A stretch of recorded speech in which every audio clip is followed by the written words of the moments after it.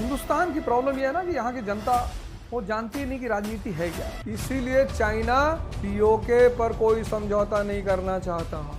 अगर वो किताब इस देश में पढ़ाई जाने लगे तो हिंदू मुस्लिम का झगड़ा हमेशा के लिए खत्म हो जाए। तो दिखाता है, ऐड दिखाता है कि लड़का कॉलेज जा रहा है, उससे कोई लड़की बात नहीं कर रही है, फिर वो दूसरे दिन आता है, फिर वो डीओ लगाता है, फिर जैसे रास्ते में निकलता है तो परियां गिर रही होती है।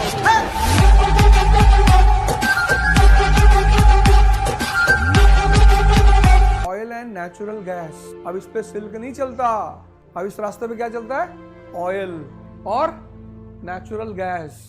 इसी को चाइना कब्जा करना चाहता है। CPEC, China Pakistan economic corridor, यही है CPEC, China Pakistan economic corridor. इसीलिए चाइना पीओके पर कोई समझौता नहीं करना चाहता।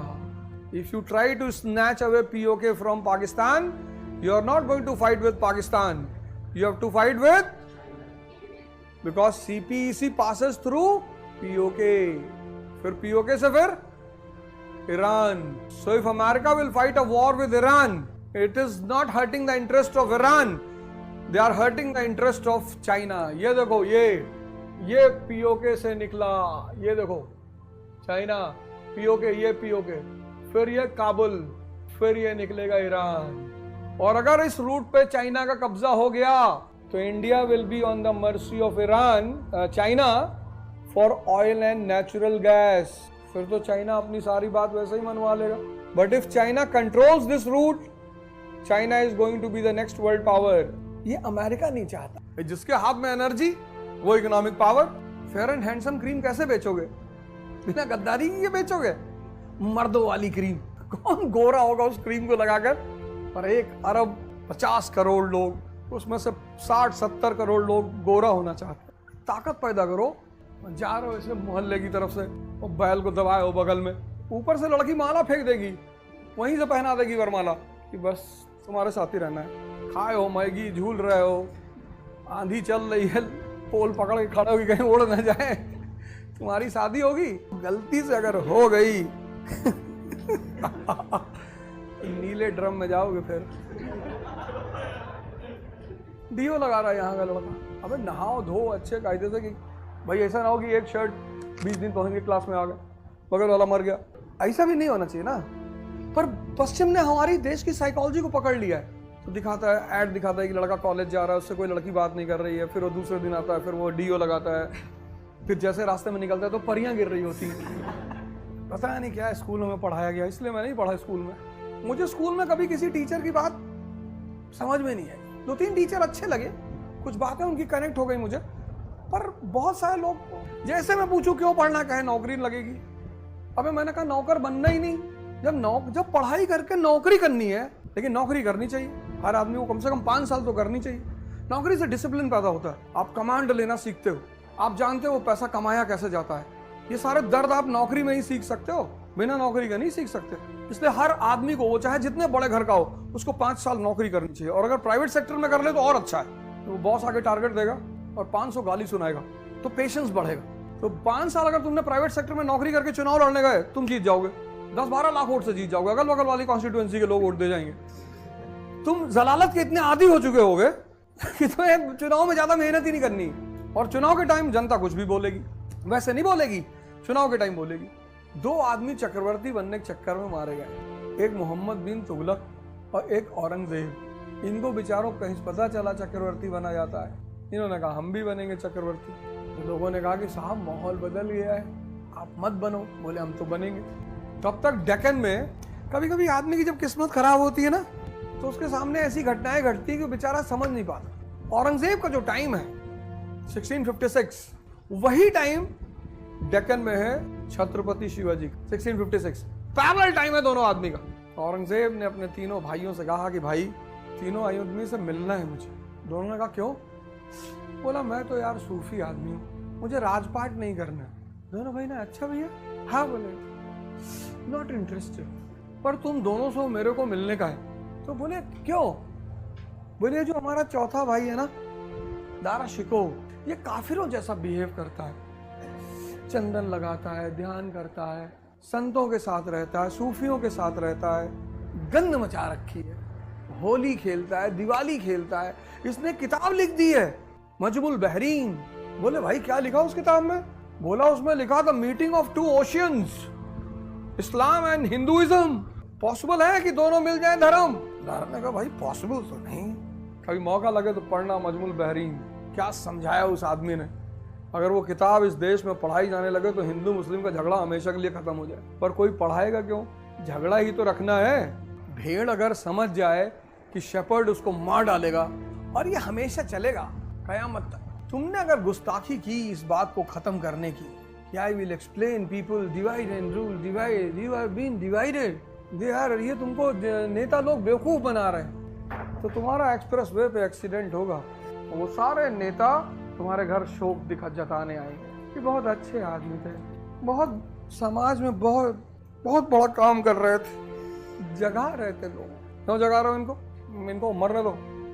जो मूवी देख के रो रहे हैं, रोना अच्छी चीज़ है, शरीर हल्का हो जाता है, पर अकेले में रोना चाहिए। ये गलती मत करना। शासूजा मिलने नहीं आया, वो समझ गया कि यार ये डेंजरस आदमी है, कहानी पढ़ना जाके, ऐसा नहीं सिर्फ मुझसे सुन रहे हो। मुराद आया मिलने के लिए, वो थोड़ा इमोशनल हो गया। भाईजान अस्सलाम वालेकुम। वालेकुम अस्सलाम रहमतुल्लाह बरकातहू। आओ। रात में उसको दिखाया मुजरा और खूब दारू पिलाया। मुराद गायब। कहा नशे में थे, थोड़ा सा नशे में थे, कुएं में गिर के मर गए। मुराद को मार डाला। और कोई गलत बात थोड़ी है। तो राजनीति में और होता क्या है, या तो मेरे सामने से हट जाओ और नहीं तो मारे जाओगे। दारों को मारा, शासूजा को दौड़ाया इसने। इधर ये नॉर्थ में अपने भाइयों से लड़ रहा था, इधर डेक्कन में छत्रपति शिवाजी। इसलिए यूरोप जाओगे, चिकन को वो बॉईल करेंगे, फिर उस पर काली मिर्च डालेंगे, फिर ब्लैक सॉल्ट डालेंगे और खा लेंगे। हमारे यहाँ 100 ग्राम चिकन में 3 किलो तेल डालते हैं और 2 किलो स्पाइसेस। चिकन खत्म, सिर्फ स्पाइसेस का स्वाद बचता है बस। उस पर से कुछ लोग कहते हैं कि यार हरी मिर्च देना यार, तीखा नहीं हुआ। वो चिकन खाते हैं और स्पाइस खाते हैं, बाकी कुछ नहीं खाते। तो जब वो इंडिया आते हैं घूमने के लिए, तो उनकी सबसे बड़ी चॉइस यही होती है कि चांदनी चौक पे जाके जो है रोगन जोश खा लें, पूना में आए बिरयानी खा लें, मुंबई बिरयानी, हैदराबाद बिरयानी, ये सारा बिरयानी का इलाका है ये पूरा। ये तुम नॉर्थ में बिरयानी कभी नहीं सुनोगे। जैसे ही तुम डेक्कन क्रॉस करोगे, स्पाइस वाला इलाका, ये पूरा इलाका स्पाइसेस का इलाका है पूरा। और जितना साउथ जाओगे उतना स्पाइस बढ़ता जाएगा। और जहां से तुम केरला पहुंचे तो स्पाइस गार्डन्स, यहाँ के पर्वत जो है उनका नाम है कार्डमम हिल्स, इलायची के पर्वत। This was the reason that the people of west were dependent on east for their right. Hindustan की प्रॉब्लम यह है ना कि यहाँ की जनता जानती है, इलेक्शन के टाइम पे वो बस बदला लेती है नेताओं से, वो जानती नहीं कि राजनीति है क्या। फिर इलेक्शन के टाइम ऐठी रहती है। आप इलेक्शन के टाइम किसी घर जाओ तो तुमको ऐठा हुआ मिलेगा ऐसे, हाँ नेताजी, वो बदला लेती है 4.5 साल का कि तुमने हमको टाइम नहीं दिया था, हम तुमको भी नहीं देंगे। उसी में वो खुश रहती है। लेकिन ये नेता बड़े समझदार है, ये जानते हैं ऐठी हुई है, ये जाके क्या करते हैं, उसके पैर पे गिर जाते, उसका ऐठन खत्म हो जाता है। मंत्री जी आए थे, पैर पे लेटे हुए थे, तो मैं तो अगला 40 इलेक्शन लड़ूंगा तो भी हार जाऊंगा। पैर नहीं छू सकते ना, पैर किसी का नहीं छू सकते। वोट दो और चाहे भाड़ में जाओ। लाइट चल रहा है। इस देश की जनता को मैसेज देना है, पैर नहीं छू सकते। इलेक्शन से पहले हमारी पार्टी की एक मीटिंग हुई थी, तो उसमें स्पेशली ये कहा गया था कि please give respect to the people. अरे खुद की नजर में ऊंचा होना चाहिए, दुनिया की नजर में क्या हो, क्या फर्क पड़ता है। चाहे ब्रिटेन में जाके चुनाव लड़ना पड़े, वहां की लेबर पार्टी से लड़ेंगे। ये बेचारी जनता समझ ही नहीं पाती कि इसको लूटा जा रहा है। ये तो इसी में खुश हो जाती कि आए थे ऐसे हाथ जोड़ के खड़े हुए थे। ये माधव और दूसरे वाले का क्या नाम है पंचायत सीरीज में, विनोद। सचिव जी कोई पूछे कि ये कुल्हाड़ी किसने दी थी तो हमारा नाम मत बताइएगा, हमारा नाम विनोद है। क्या जरूरत थी बताने की भी हमारा नाम विनोद है। कहता हम गरीब हैं, गद्दार नहीं है, इसीलिए तो गरीब हो, क्योंकि अमीरी की पहली एलिजिबिलिटी है गद्दारी करनी है। यहाँ हिंदुस्तान, यहाँ के बच्चे गमले की तरह हैं, प्रोटेक्टेड। हल्की सी आंधी आई बोले अंदर आ जाओ, दे आर लाइक पिजन्स, कबूतर। तो रामधारी सिंह दिनकर ने लिखा कि प्रसादों के कनकाब शिखर होते कबूतरों के ही घर। इतने बड़े बड़े महलों में लोग रहते हैं। और जो ट्राइबल्स के बच्चे, अगर इनको कायदे की एजुकेशन मिल जाए, इनर स्ट्रेंथ है ना, जो लोग जंगलों में रह रहे हैं, उनकी लाइफ कितनी चैलेंजिंग है, और जहाँ चैलेंज है वहाँ इनर पावर पैदा होगी, होनी ही होनी है।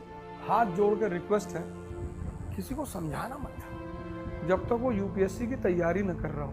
कभी कभी क्या होता है, हम कुछ समझते हैं फिर हम सोचते हैं सोसाइटी को जाके बता दें। कल मैं मुंबई के एक मॉल, सिटी मॉल में खड़ा था अंधेरी में, तो मुझे पता था कि मराठी बोलना है, तो मैंने उस काउंटर वाले को कहा भी बोल ही नहीं पा रहा। हम जिसको बोलना ही नहीं आता उससे क्या बोलवाओगे।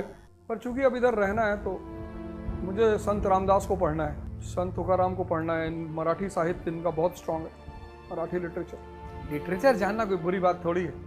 जो लोग यहाँ रहते हैं सब पढ़ लें मराठी, क्या दिक्कत है, धीरे धीरे पढ़ लें, नाइट क्लास लगा लें। वैसे भी आप जहाँ जिस जगह जाते हो तो वहाँ की भाषा तो पढ़ने ही लगते हो। भाई जो इंग्लैंड जाएगा उसे इंग्लिश तो जाननी ही चाहिए, तो ठीक है पढ़ लें मराठी, क्या दिक्कत है। हमारे जो बच्चे इधर रहते हैं सब मराठी बोलते हैं, क्योंकि 10th के बाद मराठी है ही है उसमें।